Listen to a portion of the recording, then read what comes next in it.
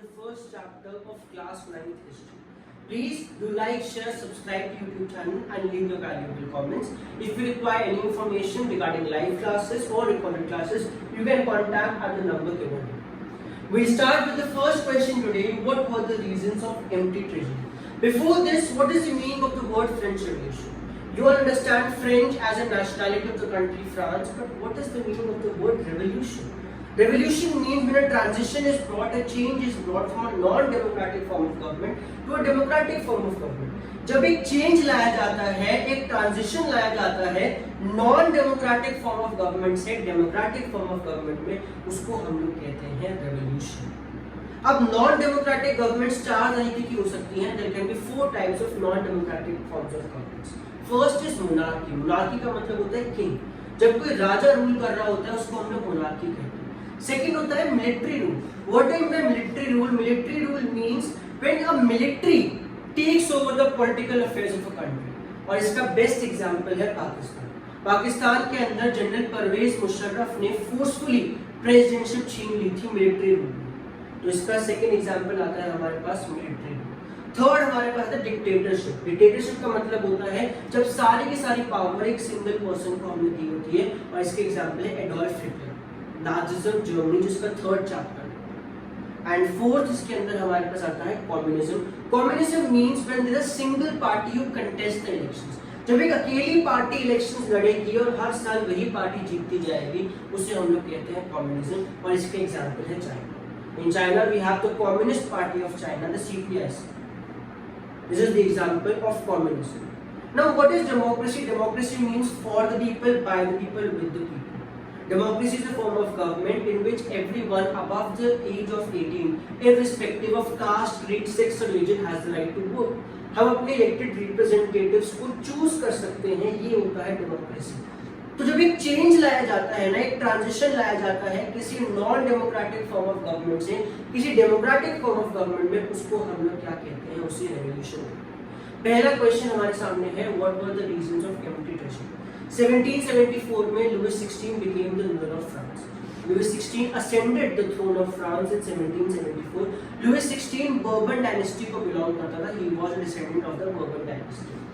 जब वो 20 इयर्स का हुआ, when he was 20 years old, he married an Austrian princess, Marie Antoinette. जब वो राजा बना, जब वो किंग बना, उसने अपनी रॉयल ट्रेजरी को देखा तो उसकी ट्रेजरी बिल्कुल खाली थी, उसकी ट्रेजरी बिल्कुल एम्प्टी थी.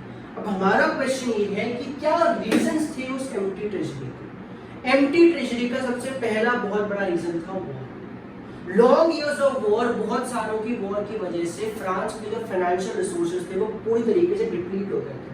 Long years of war had depleted the financial resources of France. Second is Versailles. Louis XVI ने एक बहुत ही extravagant, बहुत ही सुंदर कोर्ट बनाया हुआ था वर्साइलेस के अंदर. It was an extravagant court as Versailles. तो उस extravagant court of Versailles की मेंटेनेंस कॉस्ट इतनी ज्यादा थी कि वो उसकी रॉयल ट्रेजरी को खाली कर रही थी. Second reason.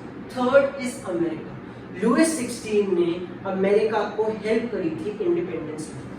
आप अमेरिका का एक सेकेंड नेम भी जानते हो, USA. America is also known as USA.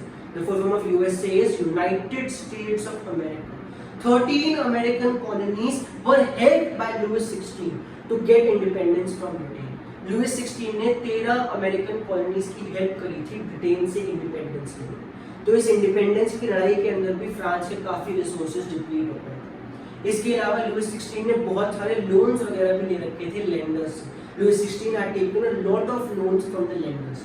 जो उसने लेंडर्स से लोन लिए थे ना, पहले लेंडर्स के लोन पे कोई रेट ऑफ इंटरेस्ट चार्ज नहीं होता था. रेट ऑफ इंटरेस्ट नॉर्मली रहता था, rate of interest was normal. लेकिन उसके बाद क्या हुआ, जब लुईस 16 ने बहुत ज्यादा लोन लिए लेंडर्स से, तब लेंडर्स ने लुईस 16 पे 10% का रेट ऑफ इंटरेस्ट चार्ज करना शुरू किया.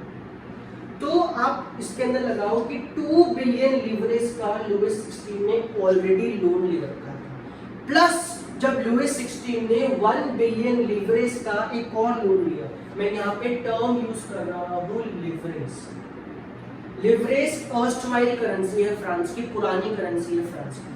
तो लुईस 16 ने ऑलरेडी 2 बिलियन यूरोस का लोन ले रखा था. जब उसने एक एडिशनल 1 बिलियन यूरोस का लोन और लिया तो लेंडर्स ने उससे 10% का रेट ऑफ इंटरेस्ट चार्ज करना शुरू किया. जब लेंडर्स ने रेट ऑफ इंटरेस्ट 10% चार्ज करना शुरू कर दिया तो लुईस 16 की ट्रेजरी में से बहुत ही हेफ्टी अमाउंट उनको इंटरेस्ट देने में जा and sixth is the cost of maintenance. यहाँ पे कॉस्ट ऑफ मेंटेनेंस बात हो रही है डेली रूटीन की। सिर्फ वर्साइलेस का एक पैलेस नहीं था, और भी बहुत पैलेसेस थे जो आर्मी के सोल्जर्स, इनको सैलरी देना जरूरी है, उनको खाना देना जरूरी है, उनको आर्म्स एमुनेशन देनी जरूरी है, जो पब्लिक प्रॉपर्टी है उसको मेंटेन करना जरूरी है। तो कॉस्ट ऑफ मेंटेनेंस भी बहुत ज्यादा थी।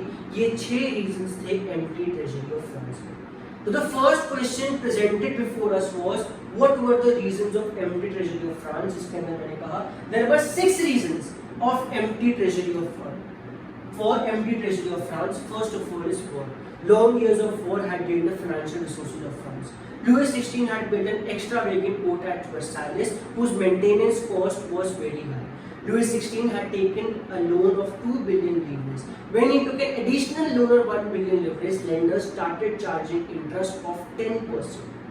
So a hefty amount from Louis XVI's treasury was going to the lenders as interest. Moreover, Louis XVI had had 13 American colonies to gain independence from their common enemy Britain. Cost of maintenance of public property, of armies, of libraries was very high. These were the 6 reasons for empty treasury in France when Louis XVI ascended the throne. Now the next question presented before us is, जब Louis 16 ने देखा कि उसकी treasury empty है और उसके ऊपर इतने सारे खर्चे हैं तो उसने क्या करा? लुईस 16 ने टैक्सेस बढ़ा दिए। अब लुईस 16 ने जो टैक्सेस बढ़ा दिए, टैक्सेस के पॉइंट ऑफ व्यू के लिए फ्रेंच सोसाइटी को 3 स्टेट्स में डिवाइड किया। French society was divided into 3 states. 3 states में फ्रेंच सोसाइटी को डिवाइड किया गया। सबसे पहला आता है हमारे पास क्लर्जी, सेकंड है हमारे पास नोबिलिटी एंड थर्ड आता है हमारे पास थर्ड स्टेट। 3 अलग अलग स्टेट्स के अंदर फ्रेंच सोसाइटी को डिवाइड किया गया, clergy, nobility and third state. What is clergy? Clergy का मतलब होता है चर्च।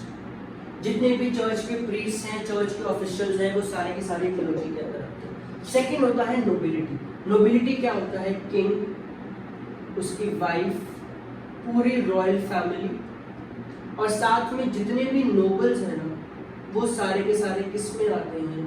वो सारे के सारे नोबिलिटी के अंदर आते हैं। ये लास्ट में जो थर्ड स्टेट था ना, ये फर्दर 3 पार्ट्स में डिवाइडेड था, rich, middle class and rich के अंदर हमारे पास बहुत रिच मर्चेंट्स वगैरह आते थे, मिडिल क्लास के अंदर हमारे पास ट्रेडर्स, क्राफ्ट्सपर्सन वगैरह आते थे और पुअर के अंदर हमारे पास पेजेंट्स वगैरह आते थे। तो लुईस 16 जब टैक्स लगाया ना, तो टैक्स के पॉइंट ऑफ व्यू के लिए लुईस 16 ने फ्रेंच सोसाइटी को 3 पार्ट्स में डिवाइड करा, 3 स्टेट्स में डिवाइड करा, clergy, nobility, third state. Clergy जो चर्च होता है, nobility king, royal family plus जितने भी नोबल्स हैं। नोबल्स कौन होते हैं? जो किंग के कोर्टियर्स होते हैं, उनको हम लोग नोबल्स कहते हैं। And third is the third state. Third state further 3 parts में डिवाइडेड थी, रिच, मिडिल क्लास, पुअर। जब लुईस 16 ने टैक्स का सिस्टम इंट्रोड्यूस करा, only the third state was liable to pay taxes. उन्होंने कहा ना क्लर्जी टैक्स पे करेगा, ना नोबिलिटी टैक्स पे करेगा, सिर्फ और सिर्फ थर्ड स्टेट टैक्स पे करेगा। Only the third state is liable to pay taxes. अब इसके बाद हमारे पास क्वेश्चन आता है कौन कौन से टैक्सेस लगाएगा। सबसे पहला टैक्स हमारे पास आता है टिथिस। टिथिस नाम का टैक्स चर्च लेता था। अब एक टैक्स तो ऐसा है जो आप लुईस 16 को दे रहे हैं, एक टैक्स ऐसा जो चर्च आपसे लेता है। तो चर्च आपसे टैक्स लेता टिथिस और चर्च ही टैक्स लेता था पेजेंट्स। इसके अलावा पेजेंट्स को फ्री में किंग के लिए उनके इसके अंदर हम लोग डिस्कस कर रहे थे तीनों स्टेट्स के बारे में, क्लर्जी, नोबिलिटी, थर्ड स्टेट। हमने टैक्सेस का डिस्कस करा, जिसके अंदर मैंने आपको कहा कि टैक्सेस के अंदर हमारे पास टिथिस टैक्स था जो चर्च लेता था पेजेंट्स से। इसके अलावा एक और डायरेक्ट टैक्स था जो स्टेट लेता था। स्टेट का मतलब है जो किंग लेता था, और इस टैक्स का नाम क्या था? इस टैक्स का नाम था taille. Taille was the name of this tax. इसके अलावा एक इनडायरेक्ट टैक्स भी इनसे चार्ज होता था, और ये इनडायरेक्ट टैक्स चार्ज होता था उनके गुड्स पे। जो भी वो खरीदते हैं सॉल्ट, शुगर, टोबैको, इस पर जो टैक्स चार्ज होता था उसको हम लोग कहते हैं इनडायरेक्ट टैक्स। तो मैंने कहा 3 तरह के टैक्सेस हमारे पास आते हैं। पहला आता है टिथिस, जो चर्च एक्सट्रैक्ट करता था पेजेंट से। दूसरा आता है टेल, ये डायरेक्ट टैक्स है। डायरेक्ट टैक्स का मतलब क्या होता है, जो आपकी इनकम पे लगाया जाता है, जितना आपका पैसा होगा उस हिसाब से टैक्स लगाया जाता है। और थर्ड होता है बेटा इनडायरेक्ट टैक्स। इनडायरेक्ट टैक्स वो टैक्स है जो गुड्स के ऊपर लगाया जाता है, जैसे कि सॉल्ट, शुगर, टोबैको। 1789 के अंदर फ्रेंच रेवोल्यूशन हुआ। 1789 के पहले के पीरियड को हम लोग ओल्ड रेजाइम कहते हैं और 1789 के बाद के पीरियड को हम लोग न्यू रेजाइम कहते हैं। तो आज की क्लास एक बहुत ही छोटी सी क्लास थी जिसमें हमने फ्रेंच रेवोल्यूशन की सिर्फ एक डिस्क्रिप्शन करी। कल एक और बार मैं एक क्लास डालूंगा जो फ्रेंच रेवोल्यूशन की फर्स्ट एंड सेकंड दोनों यूनिट्स को कवर करेगा।